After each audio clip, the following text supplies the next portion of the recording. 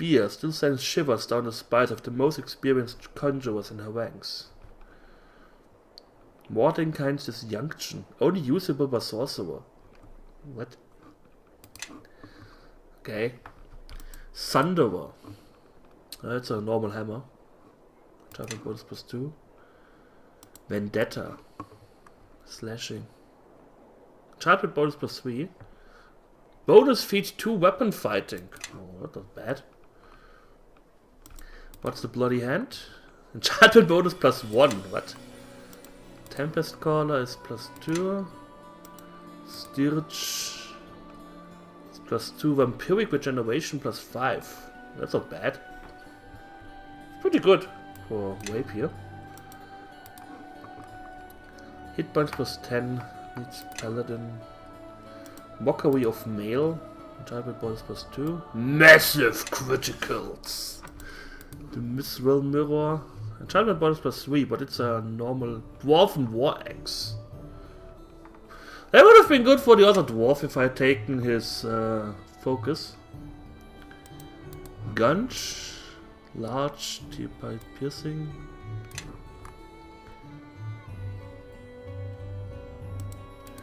Falling Star, attack bonus. Unlimited ammo! That's good.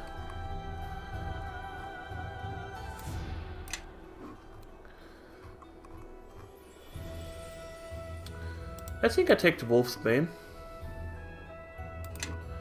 Sounds like a good idea. I think it is time everyone marched behind me. Why are you always so far away that... Leader. Yeah, let's do this. I want a +3 weapon in case I counter some annoying enemies again. Sell this. Sell the Scimitar. Sell these. Strange Wing. Let's keep it. I think we can also sell Way's Redemption then for 10,000 gold.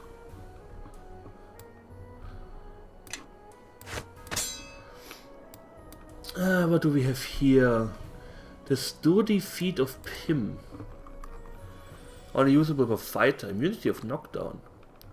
After single-handedly driving a band of demons from his village to additional burial grounds, the young halfling archer Pym Pebblefoot became a hero to the people of his village and the surrounding communities. Although he was praised and honored by his elders and fancied by more than a few village girls, the ever-withdrawn Pym simply took it upon himself to continue acting as the protector of the local farming communities.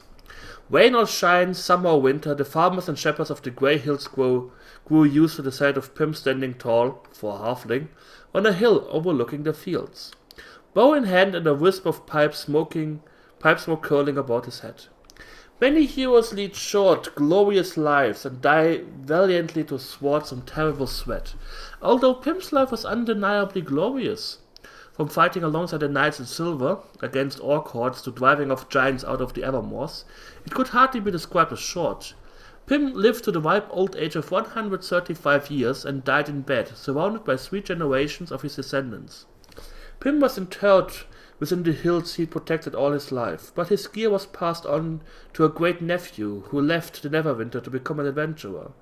The fate of Brent Pebblefoot is unrecorded.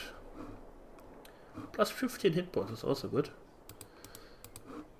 Several years after her initiation to a druidic circle in the High Forest, the gnome Daria Scattertail. A gnome that's a druid? Okay. And several adventuring companions pursued a rogue. Saurian wizard intent on unlocking the infernal secrets of Hellgate Keep. The Red Wizard was aided by powerful magic, but Daria and her companions knew the forest better and were able to bring their quarry to bay against a tall witch. The adventurers dispatched the wizard's guards easily enough, but the mage himself was more skilled than they expected. Terrible magic were unleashed against Daria and her compatriots, and the young druid watched in horror as a Saurian spell rooted her friends to the ground, to be devoured by the wizard-summoned demons. Overcome with terror, Daria broke and, aided by the enchantment of these boots, fled, abandoning her remaining allies to their fate. Only later, when the animal panic had dissipated and reason returned, did Daria realize what she had done. Overcome with shame, she threw her adventuring gear to the ground and left the forest, never to return. She was last seen in a small village, a day's ride from Silvery Moon, mending pots for 20 coppers apiece. Aww. In Pathfinder, staple druid in the player's handbook is a druid. I think you have to think about this again. Head of the lame go. Oh god, it's so much to read. After narrowing avoiding a grassy death in an attempted coup, the kobold warlock Shol Saras, the Lame, so named because he traded his finger and his foot to a demon for his power, resolved to do a better job keeping his tribe content and well fed. To the kobold way of thinking, that meant raids on the local farmsteads. Lots of raids on the local farmsteads. With the old chief's aid, Shal Shoras whipped the skulking dragon tribe into a well-honed fighting machine and set about their plunder. The tribe quickly became feared and reviled throughout the nearby communities here, so much that a band of adventurers passing through the region resolved to end the goblin menace. 5 heroes rode out from the village of Houndstown, and in short order they found tracks leading to the kobold camp. A warrior of the Skull-King Dragon might have been a nightmare plague to the homesteaders in the region, but against a well-trained adventuring band they were little more than pests. As his finest warriors were slaughtered by the bucket load, Shalsoras called upon the demon Yargulbutzul one last time and demanded to be carried away from disaster. The imp made a great show of explaining how difficult that would be, but he demanded a final price, greater than any he had asked before. Shalsoras agreed frantically, and Yargulbutzul said that he required the warlock's head. Never the brightest kobold in the world, Shalsoras agreed, and just as the adventurers burst into the shaman's sanctum, they were treated to a peculiar sight of the imp lopping off the kobold shaman's head and laughing as he carried Shalsoras' soul off to the abyss. Oh, okay, he's not the smartest guy. Grainstone Cove, unusable by monk. After a holy war between the Church of Shar and an alliance of the Face of Kossos, Lysander and Saloon ended in an ambiguous stalemate. The Alliance of Light was too numerous to be eliminated, and the Order of the Dark Moon too insidious to be rooted out completely. Riala Grainstonea's assassinations were curtailed by the leaders of the Order. In quiet meditation and martial study, she achieved the rank of Master of the Dark Moon, the highest rank below that of the leadership of the Order. Over the years following the legendary War of Assassination, Riala Grainstone became a sort of muse among the faithful of Shar's enemies, particularly Saloon. Though to have been killed during the war, her ghost was said to still stalk the worshippers of the Moon Goddess and snatch them away from Shar's dark realm. Her final fate is unrecorded, but the existence of several of her personal magic items outside of the hands of the Order of the Dark Moon seems to suggest that she was unsuccessful in her final mission. Then again, maybe that's exactly what the Riala wants the world to think. God damn it, unusable rogues. Haste! 4 users per day! Wow! Okay. Due to their religious responsibilities, minions of Umberlee are supposed to avoid personal entanglements with those who work the sea. Of course, even among those who follow dark gods, the pursuit of pleasure and emotional gratification often cause them to stray from their commandments. One priestess who stayed in such a fashion was Kalana Fisher. In 1357, she began a romance with the pirate captain Balhordery. Though both were extremely flawed people with outrageous personalities and a complete lack of faithfulness, they had a strange mutual affection for each other. But while Baldory's great flaw was his mean temper, Kalana's was in holding grudges. In 1366, Kalana tracked down the murderer of Baldory, a Talosian pirate captain named Median. She planted information Median's spy network and anonymously offered him a tantalizing price: 3 high-valued merchant ships leaving the port of Baldur's Gate, with few defenses. Low on money, Mardion took the bait. He was slaughtered by the numerous guards that poured from the ship's holds. As Median lay dying on the deck of the Malediction, the priestess pulled the boots from his feet. boots she had crafted for Baldori from the skin of giant eels. The merchant's guard stripped the rest of Maldion's gear from his body before dumping him into the ocean. As it had turned out, the merchant captain was a superstitious sort and had gone to the temple of Umberlee in Baldur's Gate for divination. Without hesitation, the priestess Kalana had foretold a horrible attack outside the port. Not only did Kalana get her revenge, but the captain became a lifelong donator to the Church of Umberlee. Oh my fucking god, what is this? I can tell you guys after this I'm ending the stream, so if you don't want to stand off the last two things.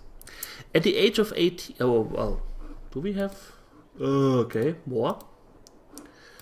At the age of 18, a small young man from Vonla named Graham Chandler was inducted into the ranks of the Damarian Paladins of Torm, nicknamed the Mouse by his fellow classmates for his small size and great love of cheese. Graham had become well respected during his time as initiate. However, when it came time to arm and armor the initiates as full paladins of the church, the embarrassed order found that it had not possessed a suit small enough to fit Graham. The priests and paladins apologized to Graham and told him they would get a suit of armor made as quickly as possible. Though Graham's classmates snickered about him, Graham smiled and quietly went about his business. Only a month later, while most of the other paladins of the church were away on business, a lone wounded rider approached the Tormish fortress and demanded to see whoever was in charge. Graham was far from in charge, but there were no paladins of rank present. The rider turned out to be a Sarian escort for a female red wizard who had been attacked by bugbears in the wilderness. The priest sneered at the rider when they learned of his nationality, but Graham told the escort it was his duty to protect travelers from aggression within Tormish territory. The priest tried to dissuade Graham from attempting to go after the red wizard, but Graham rebuked them and repeated to the escort that it would be his honor to mount the rescue effort. Protected only by his helmet and the heavy height demanded by the climate, Graham followed the escort to the site of the battle. From there, the escort tracked the bugbears to a cave. When Graham and the escort entered, they immediately came under heavy attack from bugbears. The escort's resolve faded and he fled back into the wilderness. Graham pressed on, killing 4 bugbears and wounding 2 more before he died within sight of the red wizard. Though the bugbears were by no means wiped out, the attack weakened and confused him enough that the red wizard was able to blast her way out of the cave system. Later she returned to Damara and approached the priests of the Wilderness Temple of Torm, from which Graham came. When she learned about the selfless-reliance of Graham, even her Tay-hardened heart was moved. She had a suit of armor constructed and enchanted for her small savior. It was built to the finest standards of quality, and it is said that the priests and paladins of Torm assembled at Graham's burial gasped in awe at its beauty. In later years, Graham was used as an example of devotion to duty for fledgling paladins. His revered tomb was looted by a factual orcish army from Vasa when the temple was destroyed in 1298 DR. Only usable by paladin. It would be nice if it would be like only usable by paladin gnomes, since he was small, you know. Phew. A mad gent's glows. The reputation of the penniless aristocrat turned self-proclaimed High Minister of Ao spread throughout Waterdeep like wildfire. Madachi Gent had seen a vision of the High God, Ao, and taken it as a sign that he was to lead the new church of Ao. After he kicked a homeless man in the face and cured his blindness, he attracted many more followers. His fellow ministers were even more absurd than Madachi because they lacked the particularly intense fire that lit the High Minister's madness.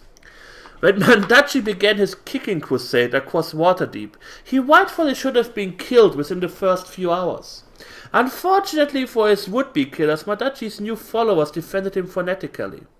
Soon after the beginning of the kicking crusade, Madachi started to realize that some of the people he was kicking were not actually suffering from illness. As he helped his victims with their feet, he noticed that his black gloves healed wounds at touch. His faithful were enthralled at this new miracle. Madachi spread his new brand of healing across Waterdeep for days before he ran into trouble. When the High Minister kicked a priest of Bane, the dead god of hatred and tyranny, in the face, he was throttled. To make matters worse, Madachi insisted that the priest unhand him because no servant of a dead god is fit to touch a servant of Ao. Even without the magic